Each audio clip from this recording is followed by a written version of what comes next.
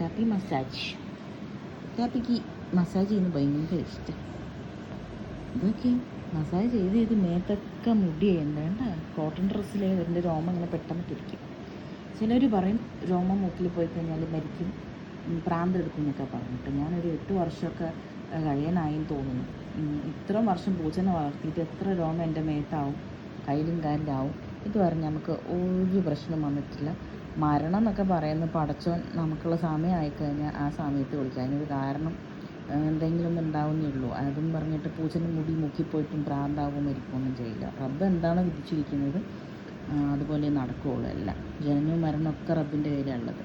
പിന്നെ എൻ്റെ ജീവിതത്തിൽ എന്തൊക്കെ നടക്കണം എന്നുള്ളത് പടച്ചവനല്ലേ തീരുമാനിക്കുന്നത്. ഓരോ വ്യക്തികളുടെ ജീവിതത്തിൽ പടച്ചവൻ്റെ തീരുമാനങ്ങളാണ്. അപ്പോൾ നായിനെ വളർത്തി പൂച്ചനെ വളർത്തി കൊണ്ട് മാത്രമൊന്നും മരിക്കുകയൊന്നുമില്ല. അതിൻ്റേതായിട്ടുള്ള മരിക്കാൻ വേണ്ടിയിട്ടുള്ളൊരു കാരണം പടച്ചതമ്പുരാൻ നേരത്തേനെ എഴുതി വെച്ചിട്ടുണ്ട്. അത്ര തന്നെ അല്ല. പിന്നെ എൻ്റെ മസാജ് ചെയ്യുമ്പോൾ ഒരു സുഖാണ്. കിടക്കുന്നുണ്ട്, കാലൊക്കെ നീട്ടി നിവർത്തി.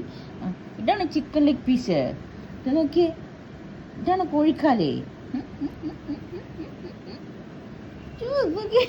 കാല് പരത്തി വെച്ചേക്കുന്ന ആള്.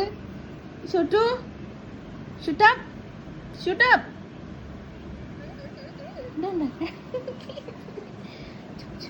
കണ്ട മസാജ് ചെയ്ത് അവിടെ അന്നാണ്ട് കിടന്നു. നീറ്റോണി. ആ കുഞ്ഞുമണി എവിടെയാണാവോ?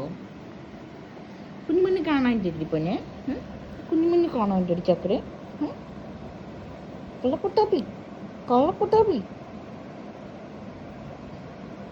ചക്കരക്കുട്ടി, എൻ്റെ പൊന്നു, എൻ്റെ ഷുട്ടുമണി, എൻ്റെ മീശക്കുട്ടിയാണ്. എൻ്റെ മീശക്കുട്ടി തക്കടക്കുട്ടിയാണ്. തക്കടക്കുട്ടി നമ്മുടെ പൊന്നോട് പോന്നു. പിങ്ക് മൂക്കുണ്ടാണ് വൈറ്റ് കളറായിരിക്കുന്നത്. അറിയിക്കോട്ടാ. അപ്പോൾ നോക്കിയിട്ട് കാലിവിടെ മസാജ് ചെയ്യാൻ പോയാൽ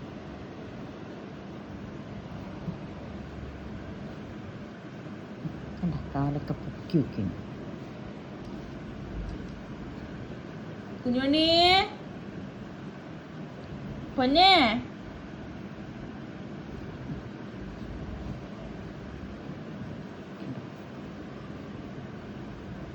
ഇങ്ങനെ വയറിൻ്റെ അവിടെ മസാജ് ചെയ്യുമ്പോൾ ഭയങ്കര ഇഷ്ടം. കണ്ട അൽഫാം ആടുന്നവർ കിടക്കുന്നു. എൻ്റെ ഷൊട്ടാണ് ഷൊട്ട്. നമ്മുടെ പൊണ്ണാണ് പൊന്ന്.